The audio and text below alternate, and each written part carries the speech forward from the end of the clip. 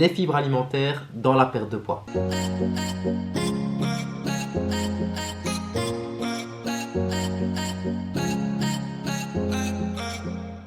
Bonjour à tous, je m'appelle Lou Engels, diététicien nutritionniste et aujourd'hui on va parler de fibres alimentaires mais surtout de leur rôle dans la perte de poids.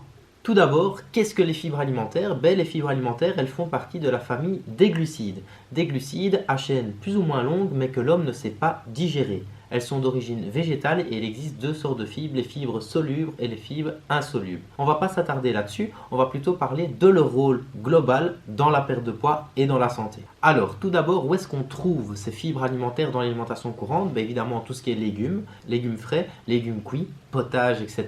Tout ce qui est fruits, fruits frais, compotes, etc. Tout ce qui est fruits oléagineux, noix, pistaches, amandes, noix de cajou, noix du Brésil, etc.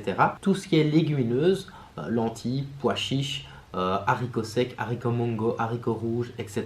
Dans les céréales complètes et donc dans les féculents complets. Donc dans tout ce qui est pain complet, pain multicéréales, pain gris, pain au levain, céréales complètes comme les flocons d'avoine, le blé complet, le quinoa, le sarrasin, le boulgour, le riz complet, les pâtes complètes, les patates douces, les pommes de terre alors avec la peau, qui sont donc beaucoup plus riches en fibres alimentaires que tout ce qui est pâte blanche, baguette blanche, pain blanc, etc. Mais évidemment, à quoi elles servent ces fibres alimentaires? Pourquoi est-ce que dans les plans alimentaires c'est toujours enrichi en fibres alimentaires? Parce qu'évidemment, dans la perte de poids, la première cause ce sera les apports et les dépenses. Donc apport calorique versus dépenses caloriques, donc la balance énergétique dont on avait déjà parlé dans une précédente vidéo. Les fibres alimentaires, elles ne vont pas avoir ce rôle de diminuer les calories, mais elles vont avoir tendance à diminuer la charge glycémique de l'aliment qu'on aura ingéré. Je m'explique, donc notre glycémie, notre taux de glucose sanguin aura tendance à augmenter, à diminuer un petit peu tout au long de la journée par rapport à ce qu'on mange, par rapport à nos hormones, par rapport à notre activité, etc. Tous les glucides que l'on mange vont avoir tendance à augmenter un petit peu cette glycémie. Nous, en tant que diététiciens, on essaie de la stabiliser le plus possible. Donc évidemment, elle fluctue toute la journée et c'est impossible de la stabiliser totalement. Maintenant, on essaie de limiter ces fluctuations pour limiter le stockage. Parce que chaque fois qu'elle fluctue, chaque fois qu'elle augmente, il y aura une libération d'insuline par le pancréas. Insuline, hormone hypoglycémiante qui va avoir tendance à diminuer cette glycémie, mais qui va avoir tendance à prendre le sucre du sang pour le mettre dans les cellules.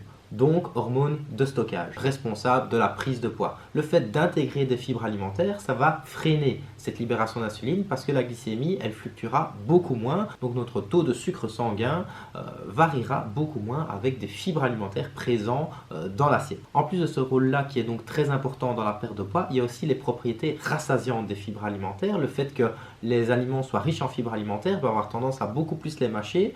Or, la mastication joue un rôle dans la satiété, donc évidemment, plus c'est riche en fibres alimentaires, plus on mâche et plus on trouvera ça beaucoup plus rassasiant.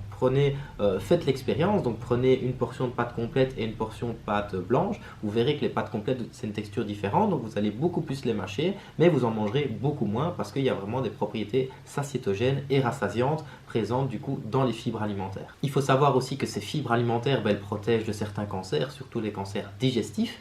Elles luttent aussi contre la constipation, donc évidemment on en a déjà parlé, de lutter contre la constipation, rappelez-vous, enrichir en fibres alimentaires, bien s'hydrater et l'activité physique, c'était les trois principaux facteurs. Et enfin, les fibres alimentaires, elles ont des propriétés hypocholestérolémiantes, ça veut dire qu'elles vont faire baisser votre cholestérol. Donc évidemment, ces fibres alimentaires, elles constituent une aide précieuse dans votre objectif de perte de poids. Mais comment les insérer évidemment dans votre journée? C'est ce qu'on va voir maintenant, une journée type un petit peu enrichie, on va dire, en fibres alimentaires, à savoir que les recommandations, c'est plus ou moins 30 grammes de fibres alimentaires par jour. On en est loin, donc évidemment, essayez d'enrichir au maximum tout ce qui est fibres alimentaires, donc tout ce qui est fruits, légumes, fruits oléagineux, féculents complets, légumineuses. Donc on va voir une journée classique, type idéal, pour enrichir correctement en fibres alimentaires dans votre assiette. Donc tout d'abord le petit déjeuner, toujours partir sur des céréales complètes, pourquoi pas des flocons d'avoine avec un petit lait végétal avec des graines, graines de lin, graines de chia, graines de courge, etc.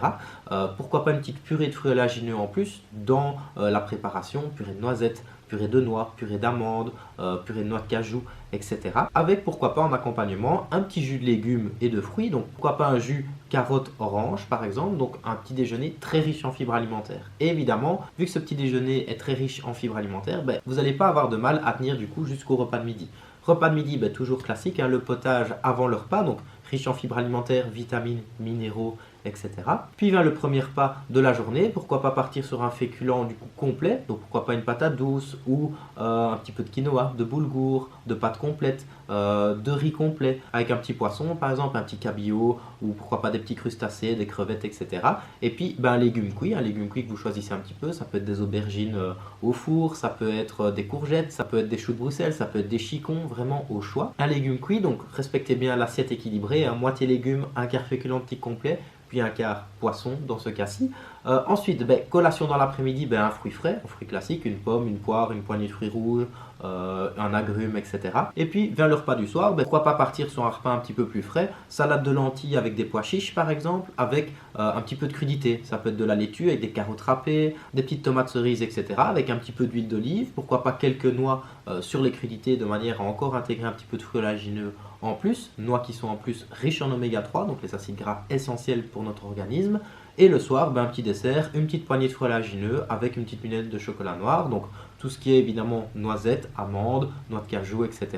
Noisettes et chocolat noir, pourquoi pas, pour vous rappeler un petit peu les barres chocolatées, mais qui seront évidemment beaucoup plus saines pour votre organisme. Donc voilà, d'où l'importance ici de ne pas négliger les fibres alimentaires lorsque vous entamez un processus de perte de poids.